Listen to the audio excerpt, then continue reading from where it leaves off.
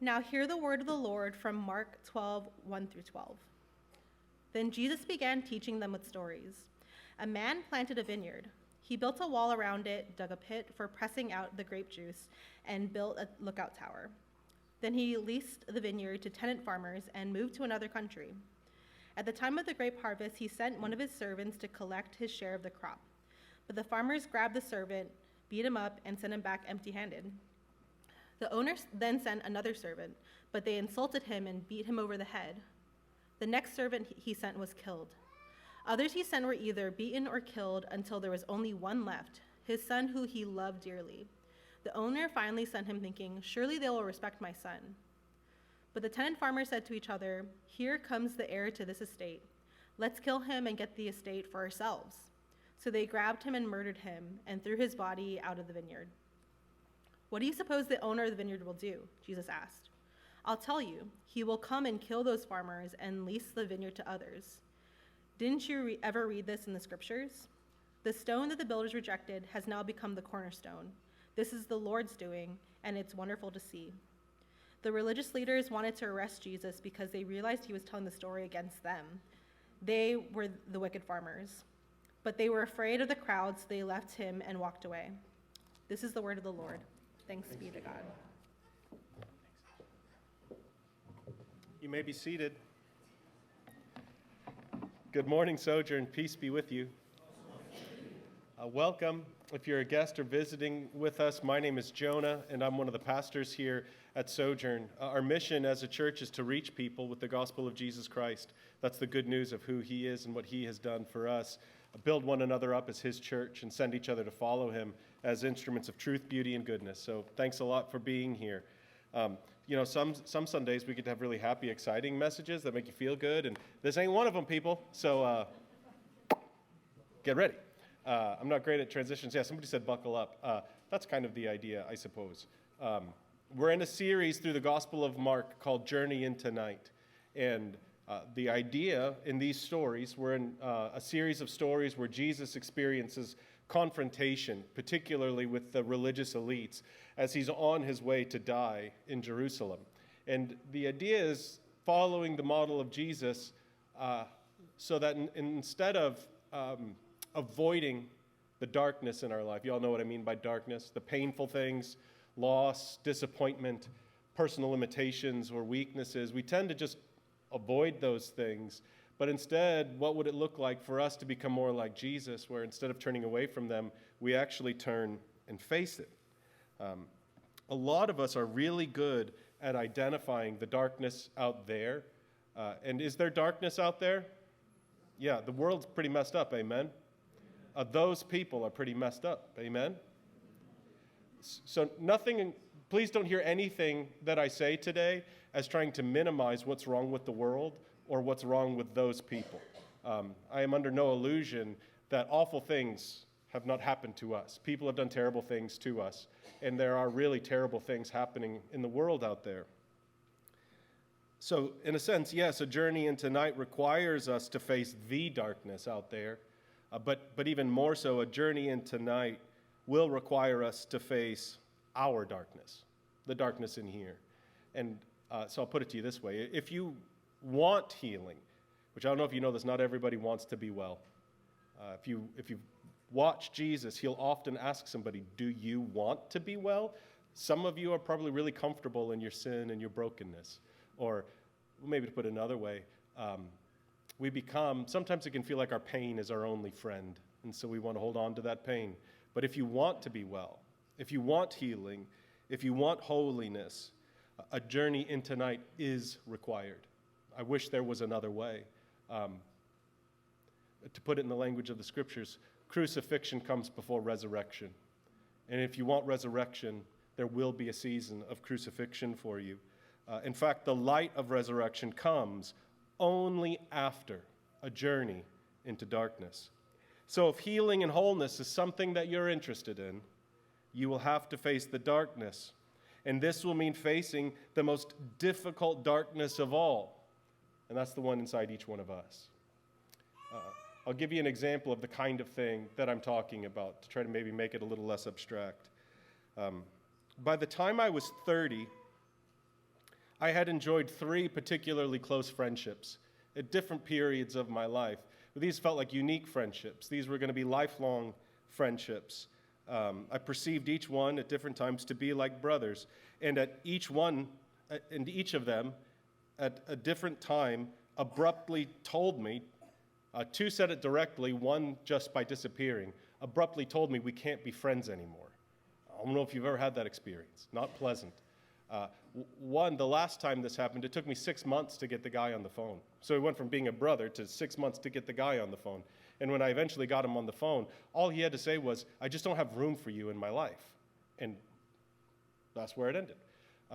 Now, if that happens to you once, it's like, man, that was rotten luck. That was brutal. That was an unpleasant experience. Their darkness did this to me.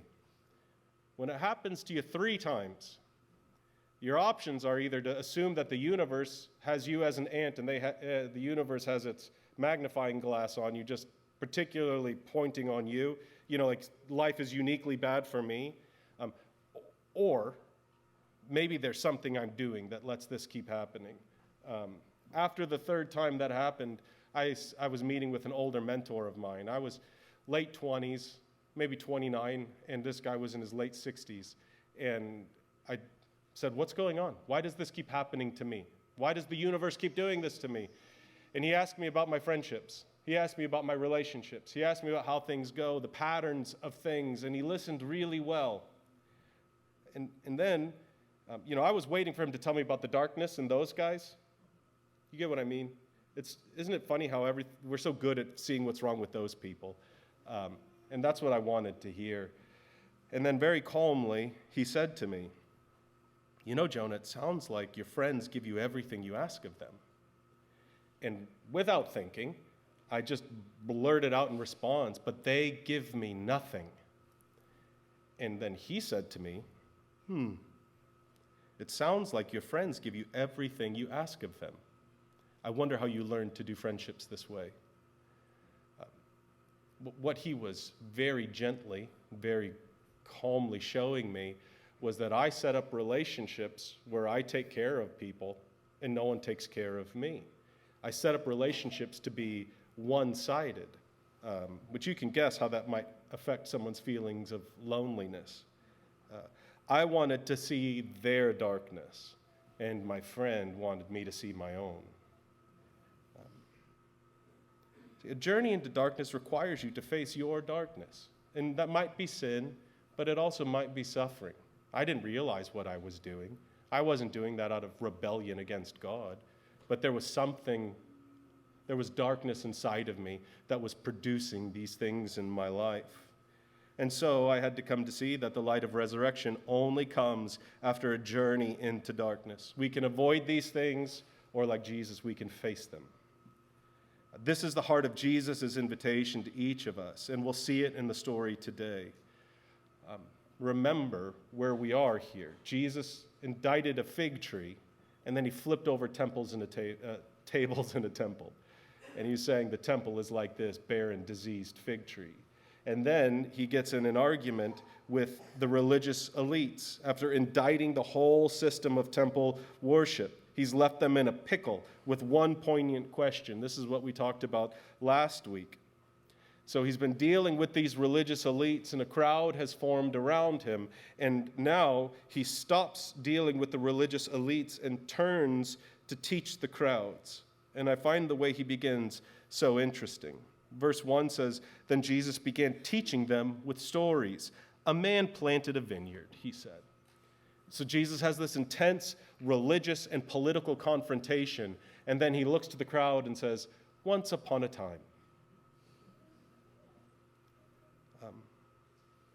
I want to pause here so that we can notice that often Jesus' most difficult lessons come by way of story. This is not an easy story for us who are willing to listen and to hear it. And I think it's important to notice that Jesus gives his most painful and important lessons most often through stories. I think one reason for that is because stories can lead us into painful realities before we realize they're doing it.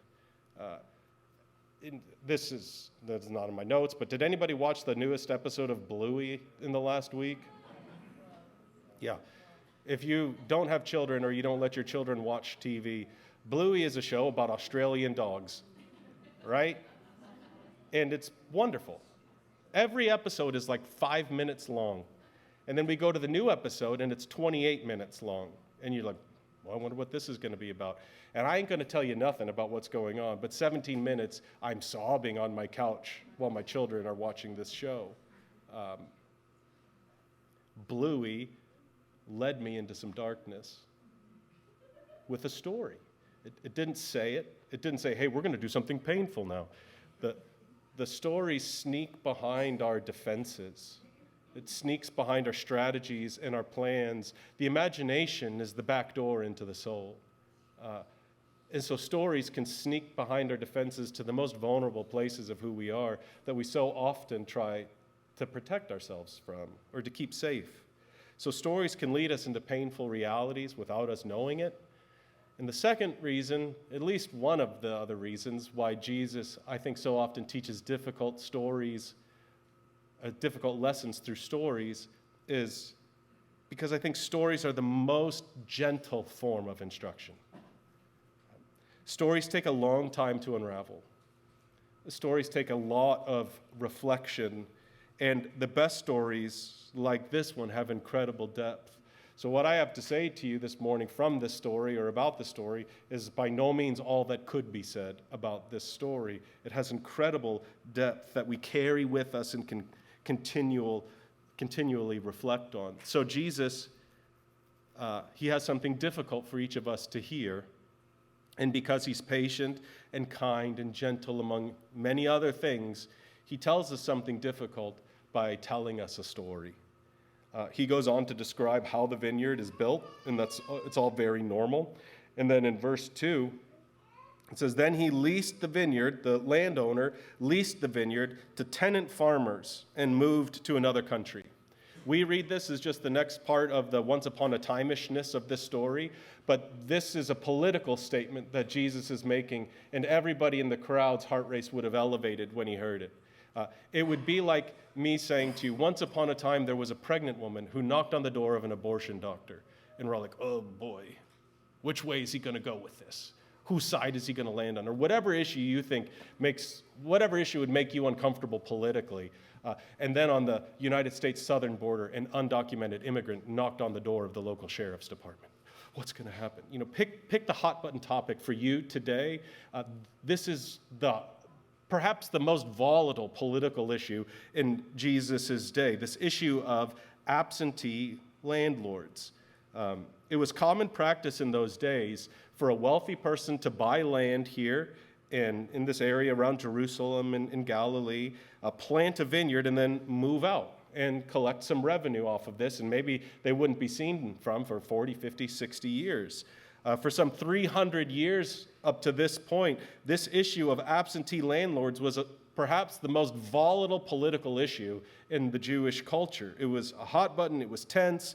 So Jesus goes from indicting the temple to telling a story about one of his culture's most volatile social political issues. By that time, the common belief, amongst the average Jewish person was that if you lived on the land, you owned the land. Living on it equated possession, so if you lived on the farm long enough, it was yours. The focus of the problem for these people was on these absentee landlords. The greedy guy who's on the Mediterranean on his yacht getting fat while we're here working on the land. The problem that they focused on was the policy. The problem was the law. Or to put it simply, the darkness was out there. You following me? Those guys were what was wrong. But listen to how the story goes. At the time of the grape harvest, he, that's the landlord, sent one of his servants to collect his share of the crop. But the farmers grabbed the servant, beat him up, and sent him back empty-handed. The owner then sent another servant, but they insulted him and beat him over the head. The next servant he sent was killed. Others he sent were either beaten or killed, until there was only one left, his son, whom he loved dearly. The owner finally sent him, thinking, surely they will respect my son. So remember, he's speaking to a primarily Jewish audience here. The crowd is primarily Jewish. And the astute listener, the one who maybe had been going to church or reading his Bible, it would have been very curious for them here, because the same word that Jesus uses here for servant is the same word the Old Testament uses for prophet. So we have the story of prophet servants who come to collect the owner's share. Notice it didn't say all of it, just his portion. And the prophet servants were beaten up and eventually killed. How do you think the crowd may have felt about Jesus and the religious elites before he started telling them the story? You know, if you were there watching Jesus kind of stick it to the religious elites, you think that anybody in that crowd was like, give it to him, Jesus. Yeah, go get him, Jesus. And then all of a sudden, Jesus is telling a story about prophets being rejected by people who were supposed to be serving them. Do you think that stirred anything? Do you think somebody was like, what is he talking about? In Jewish culture, they thought that the problem was with the landlords. I don't know exactly what they were thinking, but I feel pretty confident that before Jesus told the story, or maybe even as he was telling the story, they would have thought that the landlord was the bad guy in the story. But that's not what this story is about, is it? This story is about evil farmers. The story isn't about the land being a problem or the landlord being a problem. The story is about the people living on the land. And maybe some people in the crowds, when they heard prophet, they remembered how the people of God responded to prophets like Jeremiah and Amos. If you think that, the Old Testament is all a story of heroes and these incredibly righteous people and the people of God eager to hear from God, just go read Jeremiah and Amos. These guys did not have a good go of it. They were rejected by the people. They weren't listened to. They were ridiculed, even by the priests. And if you want to know where this prophet-servant word is used the most, it's in Jeremiah and Amos. And so Jesus is using a word that for at least some of them would have made them think of these prophets sent from God, rejected by not the wealthy landlord, but by the people. And so then the story continues. Here comes the heir to the estate. Let's kill him and get the estate for ourselves. So they grabbed him and murdered him and threw his body out of the vineyard. If you were actively plotting to kill Jesus, who claimed to be the Son of God right now, what do you think you may have heard as he said that? What do you think the crowd may have heard, who knew all the stories of their own people rejecting the prophets? I think those with ears to hear would have heard some version of this. The darkness is in you too. It's not out there, it's right here. The land isn't blamed, and the landlord isn't blamed. It's the people with a pattern of rejecting God and his messengers. Jesus here is facing his own darkness, the darkness of his impending death, carrying the weight of sin and suffering. Did you notice that the heir in the story was not only killed, he was also humiliated? His body was thrown outside of the vineyard, just left on the side of the road. And the one telling the story would soon not only be executed, but also humiliated, hung naked outside of town next to a garbage dump, left to suffocate and die. Jesus is facing darkness, and his story is inviting us to do the same, because the light of resurrection only comes after a journey into darkness. The invitation comes with a warning. Verse 9 through 11, he says, "What do you suppose the owner of the vineyard will do?" Jesus asked. "I'll tell you, he will come and kill those farmers and lease the vineyard to others." Didn't you ever read this in the scriptures? The stone that the builders rejected has now become the cornerstone. This is the Lord's doing, and it is wonderful to see. The implication of the story is clear here, whether you're on the religious elites team or the crowds listening. Whoever rejects the owner's son rejects the owner himself. Jesus' indictment is clear.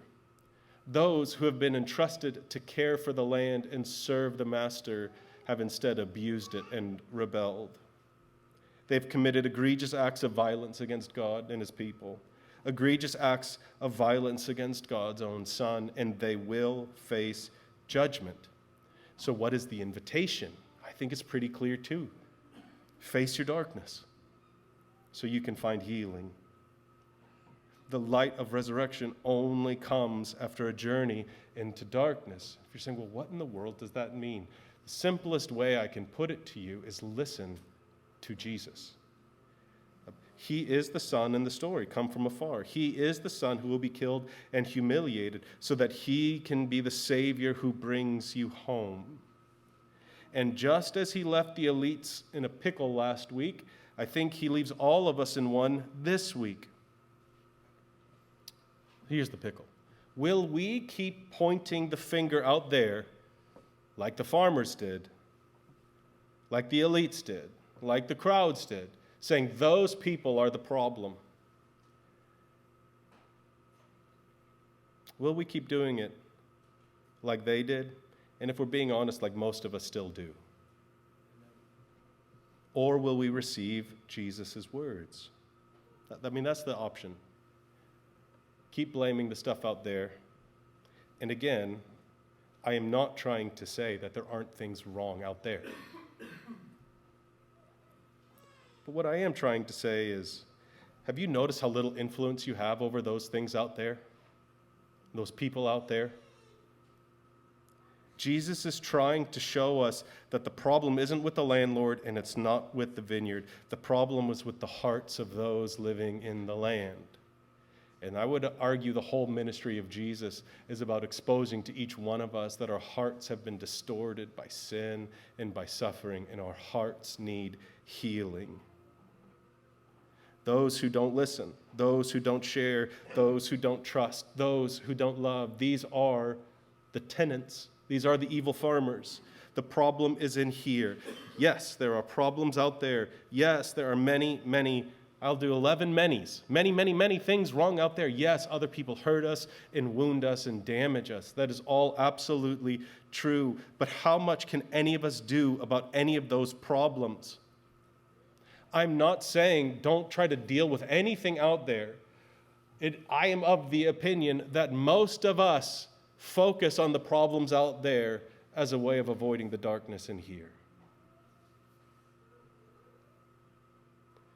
I'm not saying nothing else is wrong in the world. What I am saying is we need to begin where we have the most influence, and that's on ourselves. Don't amen what I'm about to say, please, for reasons that will be obvious. But you know how little you can make your spouse change, right? You're not supposed to amen it, because if your spouse is here, they're going to be mad at you. I'll just tell you, you can't make your spouse change.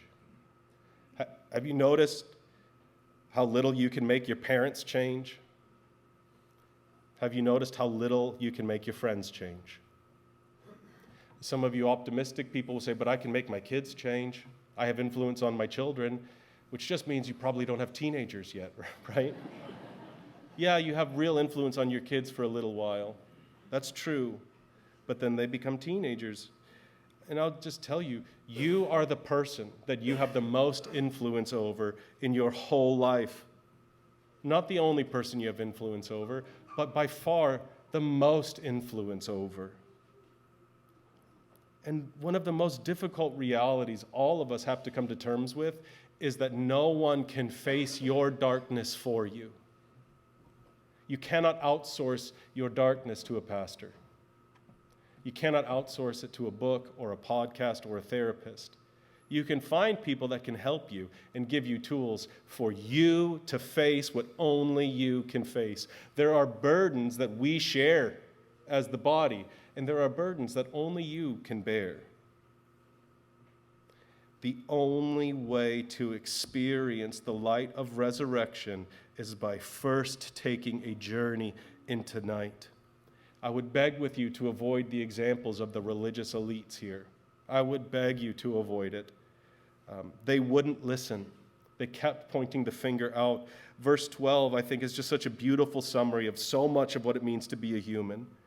said the religious leaders wanted to arrest Jesus. Why? Because they realized he was telling the story against them. They listened and they said, geez, this is about us. We could listen, we could do some of this work, or we could just kill Jesus and pretend like it never happened. We can focus on what all these people have done to us, what's wrong with the world, what's wrong in this part of the world. And I just think so much of that is a way of avoiding the own pain and darkness that each one of us carry. This is not the way of Jesus. He journeyed in tonight. He's facing it now. And because Jesus faced our darkness for us, he can now go through our darkness with us. And I think one of the things that keeps so many of us from facing the pain in our life, the disappointments, our own limitations, is because we think we'll just end up alone at the end of it. And we see here, Jesus is going through our darkness so that he can go through it again with us. We do not journey into night alone. So all this being said, I want to leave you with two questions to go reflect on or consider. The first one, and again, I just feel like prefacing, like, I wish it was different. If you're willing to do this, I promise you pain on the front end. I wish there were another way. But like going to the gym the first time, it's difficult. And for a lot of us, it'll be difficult just because it's new. Pain will come on the front end. It won't be there forever. Here's the question. What is the darkness in me I am trying to avoid? You can rephrase that however you would like. You might want to consider, what are patterns that are playing out in my life? Are there any repeated patterns that seem to keep happening? If you feel like you've had a bad boss at the last 11 jobs for 15 years, that's a pattern. If you feel like, as I did, why do all of my friends decide to stop being friends with me? That's a pattern. Does that mean you've never had a bad boss? Does that mean you didn't have any junky friends? No, it doesn't mean that. But what part have I had to play in this? What patterns do you see repeating in your life over and over and over? What is the darkness that you are trying to avoid?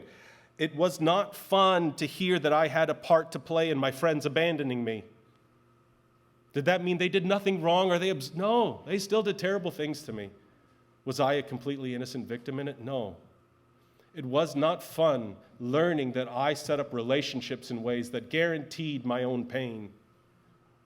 It wasn't fun hearing that, and it wasn't fun seeing that, and it wasn't fun dealing with that and trying to come up with a new way after. I avoided that darkness for 30 years. And I'll just tell you, we're off notes here. Who cares? It's Sunday, right? Whatever. The longer you avoid something, the higher the interest rate goes. That bill will come due. You know what I'm saying? You're going to pay that bill eventually. What is the darkness you are trying to avoid? If you don't know, you can say things like, Lord, show me, and then listen. The second question then, if you get a little bit of clarity or have a sense of what he might be saying to you, you can ask something like, Jesus, how are you inviting me to respond? That may sound mystical and complicated. It is mystical. It's not all that complicated. When you realize you've been chronically tired for 30 years, what do you think the invitation might be? Rest. When I realized that I had spent 30 years setting up relationships where I didn't ask anything out of them, what do you think the invitation became? Oh, the Lord said to me, just keep getting walked over and pretend like you don't need anything. No, it was just so incredibly simple. Because here's the promise. So I know I promised you guys pain, but listen. When Jesus walks into our darkness with us, he also leads us out of it. When the Spirit of truth comes, he will lead you into all truth. If you journey in tonight with Jesus, you also get to journey in today with him. What is the darkness you are avoiding? Take some time and ask Jesus, how are you inviting him to respond? And listen to him. Let him lead you, because here is the promise. The light of resurrection comes only after a journey into darkness. If you're willing and able, please stand with me and we'll pray.